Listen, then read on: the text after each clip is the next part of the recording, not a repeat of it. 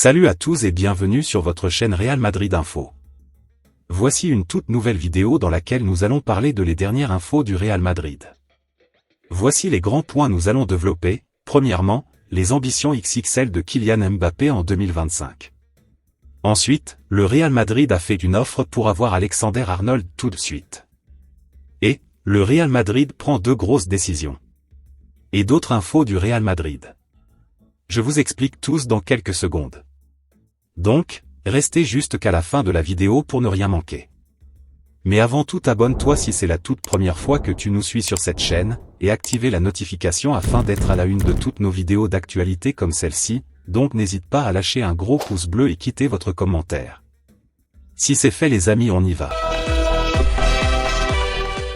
Un mois de janvier intense pour le Real Madrid, Liga, Coupe, Supercoupe et Ligue des Champions. Le Real Madrid s'apprête à entamer 2025 avec un calendrier particulièrement chargé.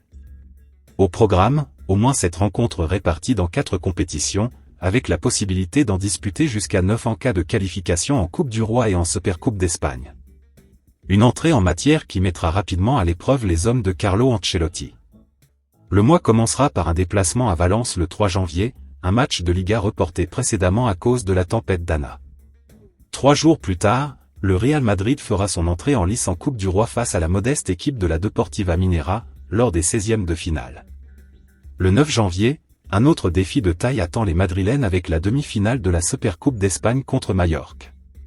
En cas de victoire, ils joueront la finale 3 jours plus tard, le 12 janvier, à Jeddah en Arabie Saoudite.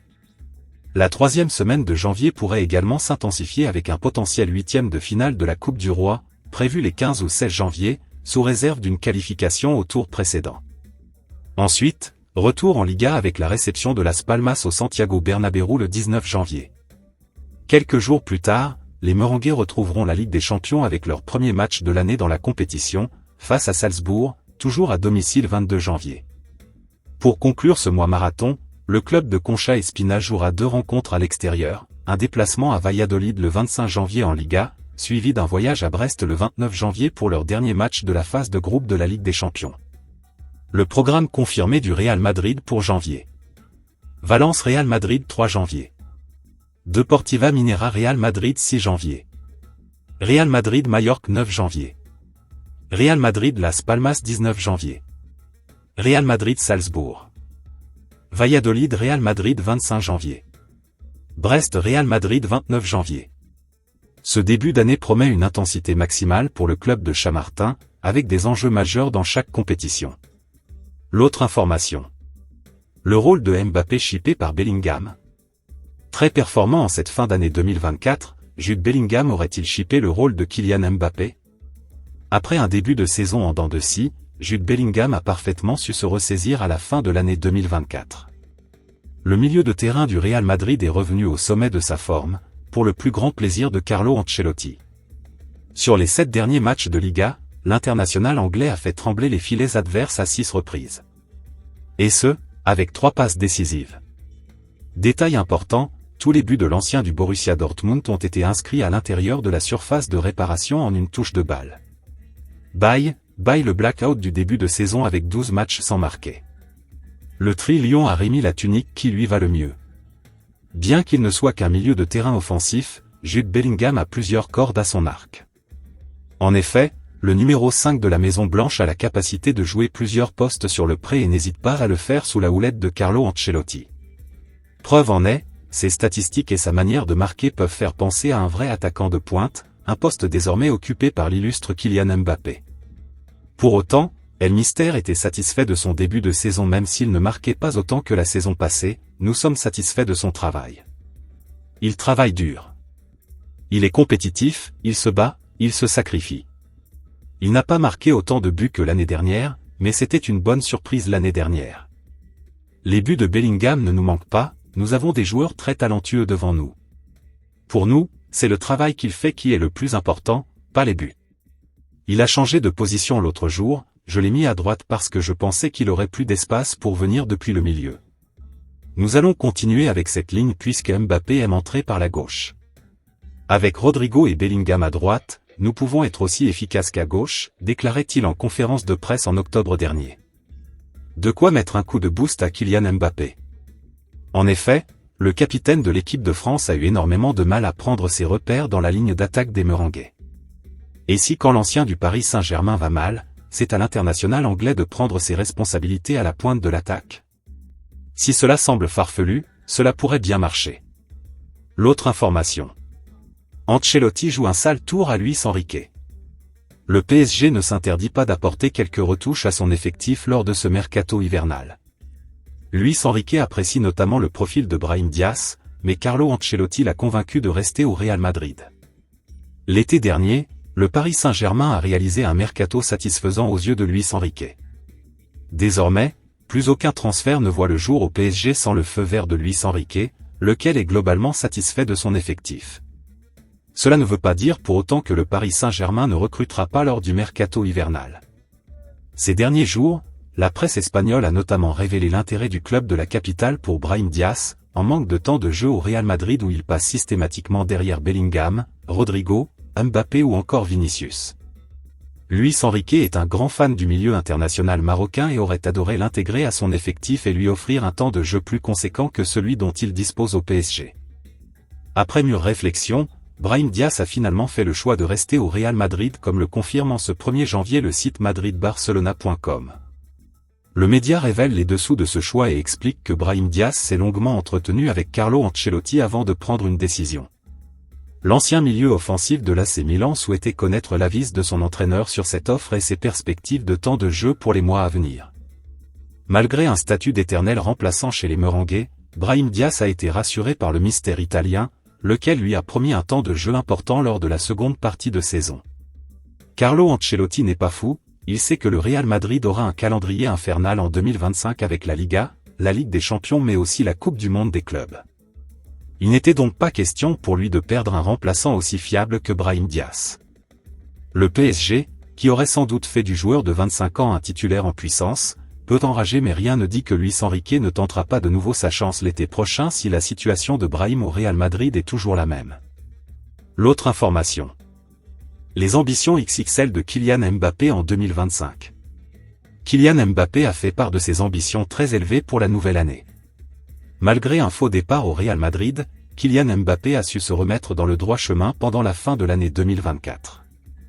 L'attaquant de la Maison Blanche a retrouvé le chemin des filets, mais aussi de la confiance et cela se sent sur le terrain. Je pense que cette période d'adaptation est terminée. Maintenant, il montre son vrai visage. Lors des derniers matchs, il a été bon, mais il peut encore s'améliorer. Il est plus motivé, plus enthousiaste, heureux d'être ici. Sa période d'adaptation, dont il avait évidemment besoin, comme tout le monde, est terminée, avait déclaré Carlo Ancelotti en conférence de presse. Un message fort, bien entendu par l'ancien du Paris Saint-Germain qui affiche des ambitions très élevées pour 2025. Ce n'est un secret pour personne, Kylian Mbappé a une faim insatiable de sacre.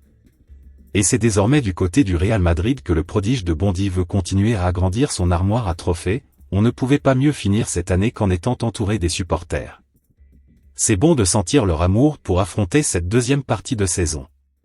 L'objectif est d'être plus fort et heureux en 2025. Quand tu joues pour le Real Madrid, tu dois lutter pour tous les titres et rendre heureux tes fans. Nous voulons écrire notre histoire et écrire la grande histoire du Real Madrid. Maintenant, il y a la Supercoupe d'Espagne et on va travailler pour la gagner. On veut aussi la Liga et la Ligue des Champions, a-t-il lancé auprès des réseaux sociaux du club. Une promesse forte qui devra dorénavant être tenue. L'autre information. Le Real Madrid a fait une offre pour avoir Alexander-Arnold tout de suite. Le club madrilène tente de récupérer Alexander-Arnold en janvier, mais du côté d'Anfield, on se refuse à négocier. Il n'aura pas fallu attendre longtemps avant que le Real Madrid bouge pour tenter de signer le latéral de Liverpool. D'après différentes sources en Espagne, le club madrilène est entré en contact avec les Reds pour leur faire savoir qu'ils sont prêts à signer Alexander-Arnold dès cet hiver.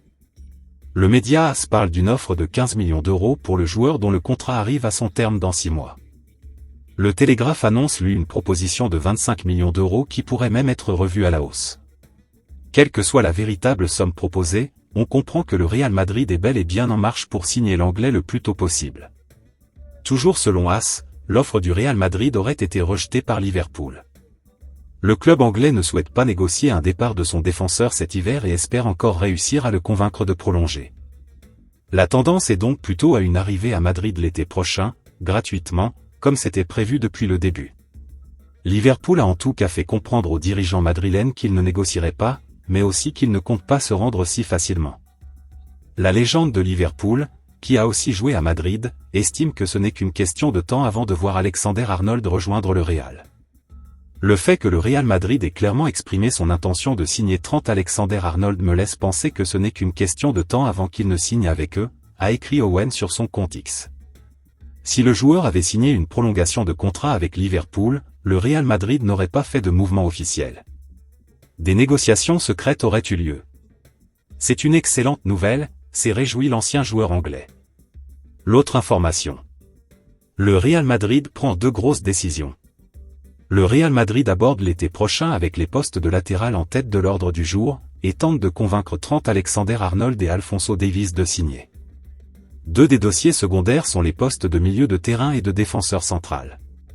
Il reste à voir ce qu'ils veulent faire en termes de recrutement, même si des rapports récents affirment qu'ils tenteront de recruter un milieu de terrain et verront comment David Alaba revient au jeu avant de décider quoi faire en défense. Le défenseur central Jesus Vallejo sera dit au revoir à l'expiration de son contrat, c'est sûr. En ce qui concerne Luka Modric, les certitudes sont moins grandes, explique Diario AS. Les Blancos ne mettront cependant aucune pression sur lui et lui laisseront la décision de rester, de prendre sa retraite ou de quitter le club. Le joueur de 39 ans est récemment devenu le plus âgé à jouer pour Madrid, et il devra peser le pour et le contre, compte tenu de la possibilité d'une autre arrivée, s'il veut rester au Santiago Bernabéu. Modric avait toujours dit que s'il n'était pas titulaire, il quitterait le club, mais il s'est bien adapté à un rôle secondaire la saison dernière. Cette année, il a jusqu'à présent fait 25 apparitions, dont 10 en tant que titulaire. Lors de ces apparitions, il a également contribué à 4 passes décisives et a débuté plusieurs matchs clés, dont la moitié des matchs de Ligue des Champions, conservant clairement un rôle dans la réflexion de Carlo Ancelotti, même si Dani Ceballos semble l'avoir dépassé dans la hiérarchie ces dernières semaines.